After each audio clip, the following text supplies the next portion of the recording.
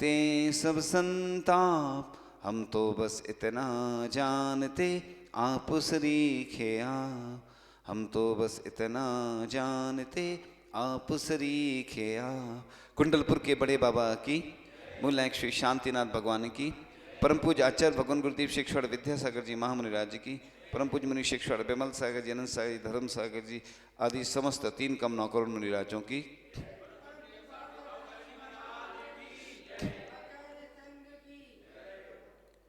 वह व्यक्ति जिसने बहुत अच्छी खीर बनाई थी और राजा के पास ले जाता है, और चूंकि खीर गर्म थी तो राजा को क्रोध आ जाता है, और क्रोध आने से वह जो खीर है वह उसी जो रसोइया था जिसने खीर बनाई थी उसके ऊपर उड़ेल देता है। और जैसे ही खीर उड़ेलता है तो क्या हो जाता है, इतनी खीर गर्म थी कि उसका मरण हो जाता है। और मरण के बाद उसका चूंकि संकलेश परिणामों के साथ मरण होता है तो वह देवगति में जाता है, लेकिन खोटे परिणामों से, संकलेश के परिणामों से वह बेंतर आदि देव बन जाता है। और उसको अपने ज्ञान के माध्यम से वह विचार करता है कि मैं कहाँ से आया हूँ। तो उसको, जैसे आप लोग लाइव देखते ना कोई चीज़, वैसे ही उसको स्मृति में आ जाता है कि मैंने राजा को खीर बनाई थी, ऐसा ऐसा किया था, उसके कारण से राजा ने खीर उड़ेल दी थी, मेरा मरण हो गया और मैं यहाँ आ गया। अब क्या करना है, बदला लेना है। बदला लेना हो किसी से तो योजना बनाते हैं, जैसे किसी को मारना हो। आप लोग प्रतिदिन घटनाएं सुनते रहते हैं ना कि उसने उसको इस प्रकार से मार दिया। कई लोग सब गाड़ देते, अपने घर में ही गाड़ देते, कहीं फेंक देते, इस टाइप से कई योजनाएं लोग किसी को मारना हो तो ऐसी बनाते। अब उसने भी जब वो यहाँ आ गया वापस, अब वह राजा से कहता है कि बहुत अच्छा आम आया है, ये बहुत स्वादिष्ट आम है। राजा जैसे ही उसका सेवन करता है, उस आम का उसका स्वाद लेता है, तो इतना स्वादिष्ट आम उसने आज तक कभी खाया ही नहीं था। उसको बहुत पसंद आ गया। आप लोग भी रसना के वशीभूत होकर के कई काम ऐसे करते हैं, है ना। लोग कहते हैं ना मुंह में पानी आ गया, है ना। जैसे प्याज रहती ना, प्याज से आंखों में पानी आता है ना, प्याज रुला देती है, ऐसे ही मुंह में पानी आ जाता है। अच्छा भोजन, है ना, उसकी खुशबू आ जाए, है ना, तो लोगों की मुंह में पानी आ जाता है। अब राजा ने जैसे ही आम का स्वाद लिया तो बहुत अच्छा लगा उसको, मतलब इतना स्वादिष्ट आम था कि उसने आज तक कभी खाया ही नहीं था। अब वो उसके वशीभूत हो गया। उस व्यक्ति से उसने पूछा, राजा ने, ये कहाँ मिलेगा। उसने कहा कि ये आम एक विशिष्ट टापू है समुद्र के बीच में, वहाँ चलना पड़ेगा, ऐसे मिलता नहीं है, वो खुद चलना पड़ता है। अब मरता क्या ना करता, जैसे अच्छी चीज मिल रही हो लालच में आ जाते व्यक्ति, है ना। आप लोग अगर कोई कम दाम में मिलता ना सामान तो जल्दी ले लेते आप लोग। जो दुकानदार होते या जो बेचने वाले बहुत कलाकार होते हैं। कई बार ऐसा सुनते हैं दिल्ली वगैरह में कि जो माल दिखाया जाता है, पैकिंग करने जाते तो वो माल बदल देते हैं। तुम यहाँ आके देखोगे तो आजकल ऑनलाइन भी सामान मंगाते हैं तो उसमें डुप्लीकेट मिल जाता है। दुकानदार भी ऐसा करते हैं, हर चीज में मिलावट है। यानी चाहे शासन हो, चाहे प्रशासन हो, चाहे दुकानदार हो, हर जगह ईमानदारी मिलना बहुत कठिन है। आप कोई भी काम करोगे, चाहे सोने का, चाहे चांदी का, चाहे मार्बल का, हर जगह कुछ ना कुछ बेवकूफ़ बना ही दिया जाता है लोगों को। मतलब कोई भी काम हो, सबका बिजनेस है। चाहे राजनीति हो, चाहे शासन प्रशासन, उसमें भी कहीं रिश्वत लेके काम करवाने पड़ते हैं लोगों को।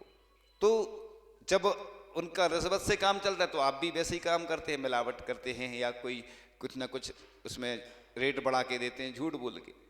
तो ऐसे ही उसने भी, चूंकि राजा कैसे जाए, तो उसने आम का लालच देके उसको ले गया।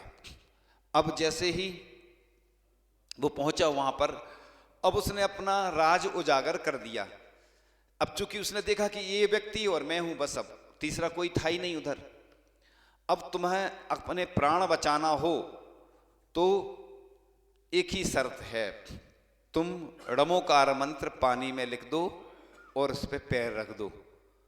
अब वो क्या करे, उसने सोचा कि ये तो मारेगा हमारे लिए, मरना तो है ही, तो मरता क्या ना करता, जैसी गति वैसी मति। अब जिसकी अगर गति बिगड़ना हो तो वैसे ही उसके परिणाम हो जाते। उसने सोचा कि मरना तो है ही, सो बस उसने लिख दिया ड़मोकार मंत्र, पैर रख दिया। उसके बाद क्या होगा वो सस्पेंस है, अभी आएगा।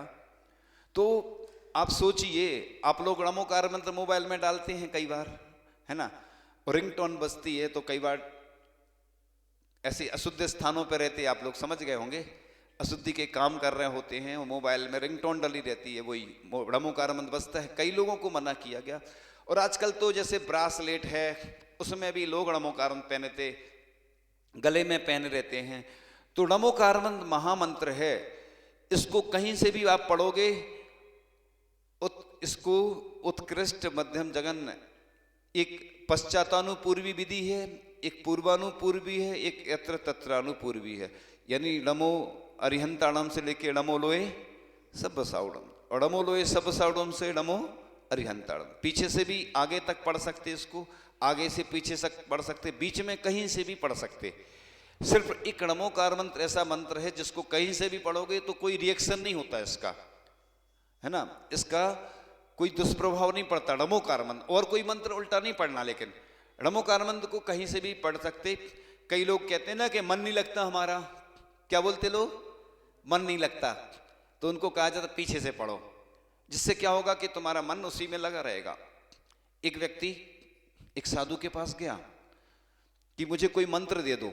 साधु ने कहा अभी नहीं है, वो वापस चला गया। दूसरे दिन फिर पहुंच गया, मुझे कोई मंत्र दे दो। साधु ने कहा नहीं है। साधु ने सोचा ये बार बार क्यों आ रहा, परेशान कर रहा है। और तीसरे दिन साधु सोच लेता कि आज वो आएगा तो उसको मंत्र दे ही देंगे। वो भी सोचता है कि ये बार बार मना कर रहा है, जैसे आचार्य के पास कोई व्रत लेने जाता है, कोई पंचकल्याणक के लिए जाता है, कोई और चतुर्मास या कोई अन्य शीतकालीन ग्रीष्मकालीन या कोई भी अन्य कामों से भी जाते हैं कि हमें सानिध्य मिल जाए, तो आचार्य के पास कई बार जाना पड़ता है। आचार्य टालते हैं, वो देखते हैं तुम्हारी कितनी दृढ़ता है। तो ऐसे ही अब साधु ने सोच लिया कि इसको देना ही पड़ेगा, तो साधु तैयार बैठे थे कि आएगा तो दे देंगे। साधु ने मंत्र दे दिया, लेकिन साधु ने कहा कि बंदर को याद नहीं करना, बंदर को याद नहीं करना, साधु ने कहा। तो उसने सोचा, जो व्यक्ति मंत्र लेने गया था, चलो कोई बात नहीं, उसने मंत्र ले लिया साधु से और मंत्र सिद्ध करने बैठ गया। जैसे ही वो मंत्र की माला फेरे तो उसको बंदर याद आए। अब वो टेंशन में आ गया, और जितने बार मंत्र फेरे सो उसका मन नहीं लगे। मन तो चंचल होता है। सर्व सिद्धि में आचार्य पूज्यपाद स्वामी ने कहा है कि मन जो होता है, मन वो क्या है, नीचे की ओर जाता है, हमेशा भागता है। मन को ही लगाने के लिए तो मंत्र रखे गए हैं। आप बताओ, ध्यान में गृहस्थ का मन लगता है? ज्ञानोदय ग्रंथ में लिखा है कि आकाश में फूल उग सकते हैं, गधे के सिर पे सींग उग सकता है, बंध्या को पुत्र हो सकता है, लेकिन गृहस्थ को ध्यान नहीं होता। क्योंकि यहाँ बैठे हैं लोग, अभी दुकान की चिंता लगी होगी, कोई को घर की लगी हुई, घर में जाएंगे, ये करेंगे, विकल्प आते रहते मन में। इसलिए साधु को तो कहा गया है, मुनिराज को, लेकिन गृहस्थों को ध्यान का मना किया। इसलिए पूजन का लिखा है। क्यों लिखा है? द्रव्य क्यों चढ़ाते बताओ? द्रव्य इसलिए चढ़ाते, मन लगा रहे, जिससे भगवान को चढ़ाने में, एक जल चढ़ाना, ये चढ़ाना, तो इसमें मन लगा रहता है। क्रियाएं करते हैं तो लोगों का मन लगा रहता है।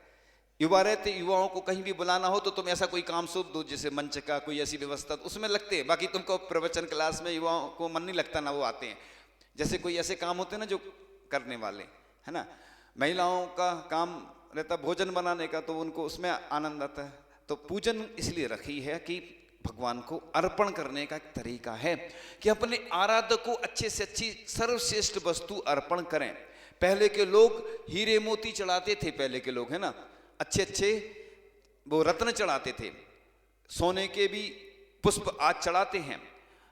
पूज्य आचार्य श्री की जब दीक्षा हो रही थी तो उनके परिवार के लोग आए थे, तो उनके यहाँ सोने का कुछ था आभूषण वगैरह, तो उन्होंने पुष्प बना के लाए थे सोने के, और आचार्य श्री की पूजन उस सोने के पुष्पों से की थी। देखो पुण्य बढ़ाने के साधन की उतनी उस समय उनकी वैसी वो नहीं रही होगी स्थिति, लेकिन इतने महान पुत्र को जन्म देने वाली माँ होती है कि उनकी भावना ऐसी हुई कि ये सोना किस काम का, गले में पहनते हैं तो चोर चुरा ले जाते हैं, भगवान को अर्पण कर दो तो कितनी अच्छी। तो कोई अब चांदी के भी पुष्प चढ़ाते हैं, पात्र भी चांदी के अच्छे बर्तन में पूजन करते हैं। ये पुण्य बढ़ाने के तरीके होते हैं, क्योंकि अपन जब भोजन करते हैं तो कितने अच्छा से अच्छा भोजन करते बताओ, और बर्तन भी अच्छे, लोग आते हैं, कोई मेहमान आते हैं, पात्र प्रक्षालन महाराज जी आदि का करते हैं तो अच्छे बर्तनों में करते हैं, है ना, छत्र चमर लगाते घर में, है ना। और कई लोग तो चौके में भी ऐसी बड़ी बड़ी थालियों से पूजन करते हैं, चौके में अच्छे रखते सजा के, मतलब ये दिखाने के लिए अंदर से भक्ति भाव है प्रकट करने का। अब कोई दिखाने को भी कर रहा है तो वो जाने, लेकिन काम तो अच्छा कर रहा है, तो ये प्रदर्शन नहीं है। धार्मिक क्रियाओं में अपन को अच्छे से अच्छे वस्त्र और अच्छे से अच्छे द्रव्य से पूजन करना चाहिए, अच्छे पात्र से अभिषेक शांति धारा करना चाहिए, क्योंकि पुण्य काय से बढ़ेगा, इन्हीं क्रियाओं से। पहले के लोग कंजूसी से द्रव्य चढ़ाते थे, तो पहले उतना लोगों के पास धन नहीं था। जब से लोगों ने दान करना प्रारंभ किया बड़ी बड़ी बोली लेकर, तो उनका पुण्य बढ़ता जा रहा है। पहले आप देखते होंगे कि ना कुछ ऐसी व्यवस्था, देखो अजमेर में सोने जी की नसिया है, जो हमने देखी नहीं है, सुना है कि सोने की नसिया है पूरी। सोचो कितने भाग्यशाली पुण्यशाली गौरवशाली लोग हैं जिन्होंने, कई जगह चांदी की बेदी बनी है ना, बनने लगी हैं। तो क्यों लोग अपने आराध्य को जितना हम अच्छे से अच्छा अर्पण करेंगे, समर्पण करेंगे, उतना हमें प्राप्त होने वाला।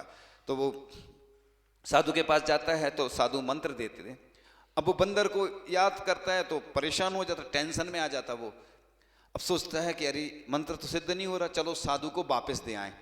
तो साधु को वापस देने चला जाता है वो मंत्र। साधु कहते हैं, वह साधु से कहता है कि आपने जी हमें विकल्प क्यों डलवा दिया कि बंदर को याद नहीं करना, उसके कारण से हमें मंत्र सिद्ध नहीं हुआ, बार बार बंदर याद आए। तो साधु ने कहा, बंदर कोई और नहीं, तेरा मन है जो चंचल है बंदर के समान। तो मन तो चंचल रहता है, इधर से उधर भागता है, उसी को बस करने के लिए जो शब्द बना है मंत्र, वो मन से ही बना है। उसमें कुछ धातु प्रत्यय लगा के व्याकरण के हिसाब से मन को ही मंत्र का रूप दिया जाता है।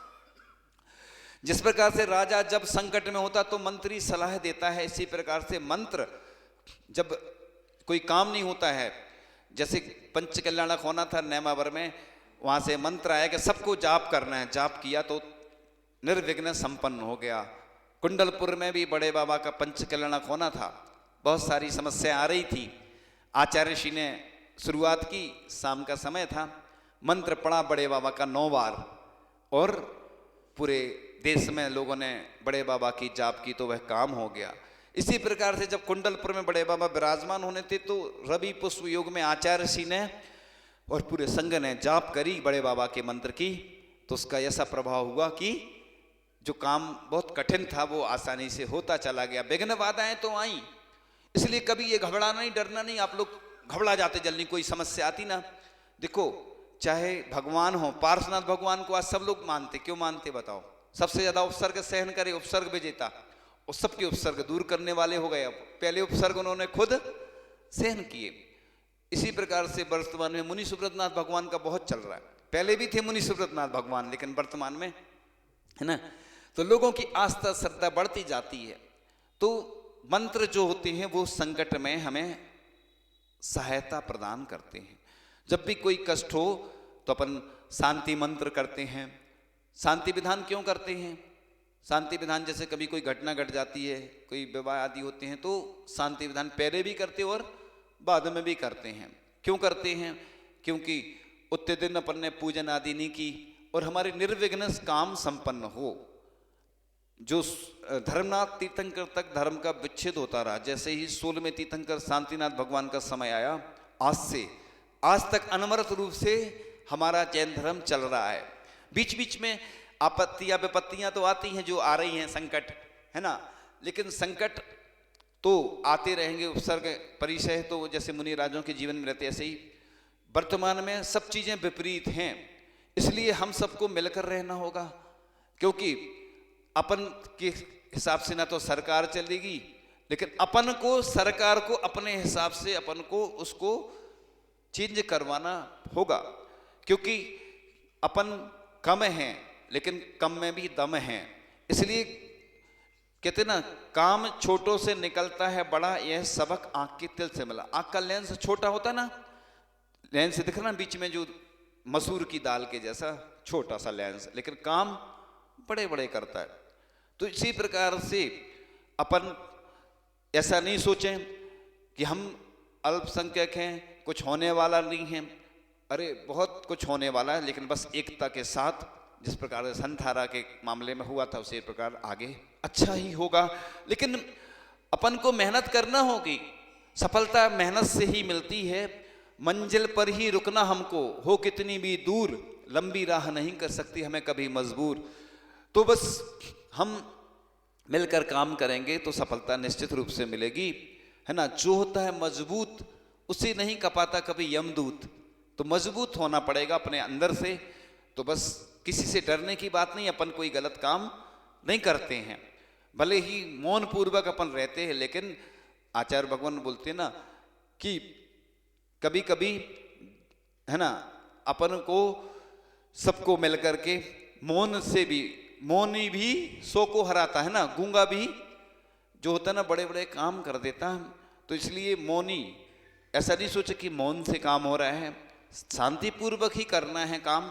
किसी के लिए हमें बदले की भावना से काम नहीं करना। जैसे कहते ना, श्वान किसी को काट ले तो अपन थोड़ी श्वान को काटेंगे। श्वान ने काटा किसी व्यक्ति को, पुरुष को, तो उसने काटा है तो हम भी उसको काटे श्वान को, ऐसा तो नहीं होता ना। इसी प्रकार से हमें विवेक से काम करते हुए काम करना है। तो बात चल रही थी कि जो मंत्र होते ना मोबाइल में डालते, तो मोबाइल में कोई भजन आदि तो डाल देते हैं, उसमें कोई दिक्कत नहीं, कोई मंत्र नहीं डालना, क्योंकि बीच में काट भी देते हैं, अशुद्ध स्थानों पे ले जाते हैं। और कई लोग हाथ पे भी जैसे ओम वगैरह लिखवा लेते हैं, ये ठीक नहीं है। हाँ, दीक्षा वगैरह होती है तो स्वस्तिक वगैरह बनाए जाते हैं, चूंकि मुनिराज को रत्नात्रय धारण कराने की बात आती है, पंच परमेष्टि में आने वाले हैं, क्रियाएं की जाती हैं। स्वस्तिक भी जब समाधि वगैरह होती है उल्टा स्वस्तिक बनाया जाता है।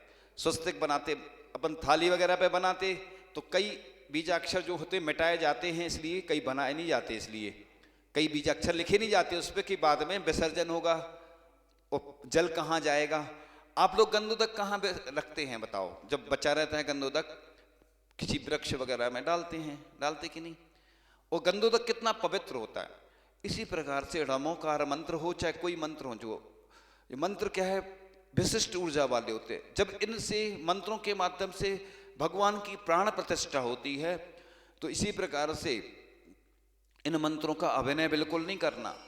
अभिनय करने से जो हम कथा कहानी चल रही है कि उसने नमोकार मंत्र का अभिनय किया, ऐसा शुभम चक्रवर्ती था, वह नरक गया, उसने जल पे नमोकार मंत्र लिखा और पैर रख दिया तो तुरंत डूब गया पानी में और मरण हो गया उसका।